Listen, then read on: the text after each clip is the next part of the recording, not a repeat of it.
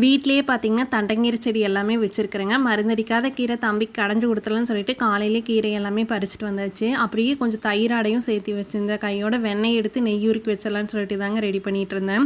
நம்மளுக்கு வெண்ணெய் எடுத்து நெய் உருக்கிற ப்ராசஸும் கூட கஷ்டமாக தெரியாது. ஆனால் அதுக்கப்புறம் அந்த பாத்திரத்தை கழுவியில் கடுப்பாக வரும். அதுதாங்க கொஞ்சம் கஷ்டமாக இருக்கும். போன டைம் ஊருக்கு போனதுனால ஆடை சேர்த்த முடியலைங்க. அதனால் தம்பிக்கு நெய் கொடுக்கறக்கு வழி இல்லை. அதனால் பார்த்திங்கன்னா வீட்டு முறைப்படி எங்கே செய்கிறாங்கன்னு சொல்லிட்டு பார்த்துட்டு உழவர் ஸ்டோர்லேருந்து அவங்க பேஜ்லேருந்து நெய் வாங்கியிருந்தேங்க. கிட்டத்தட்ட 1/2 பாட்டிலுக்கு மேலே காலியே ஆயிடுச்சு. ஏன்னா நெய் அவ்வளோ சூப்பராக இருந்ததுங்க. நம்ம வீட்டு முறைப்படி எப்படி செய்வோமோ அதே மாதிரி ப்ரிப்பேர் பண்ணி செஞ்சு கொடுத்துட்ருக்காங்க. அதுக்கப்புறம் அவங்க பேஜில் ஃபாஸ்ட் மூவிங்காக இருக்கிற நாட்டு சர்க்கரையுமே ஒரு பேக்கெட் வாங்கி சாம்பிள் பார்த்துருந்தேங்க. நம்ம நார்மல் சர்க்கரைக்கும் அவங்ககிட்ட வாங்கின சர்க்கரைக்கு டோட்டல் டிஃப்ரென்ஸாக இருந்தது. கலர் முதற்கொண்டு டேஸ்ட் வரைக்கும் வேறு மாதிரி இருந்ததுங்க. சூப்பராக இருந்தது. ஒரு பேக்கெட் வாங்கி சாம்பிள் பார்த்தவங்க இப்போ பார்த்திங்கன்னா 5 கிலோ வரைக்கும் அவங்ககிட்டையும் ஆர்டர் போட்டாச்சுங்க. உங்களுக்கு ஏதாச்சும் வேணும்னா உங்கள் பேஜ் மென்ஷன் பண்ணுற மறக்காமல் செக் பண்ணி பார்த்துக்கோங்க.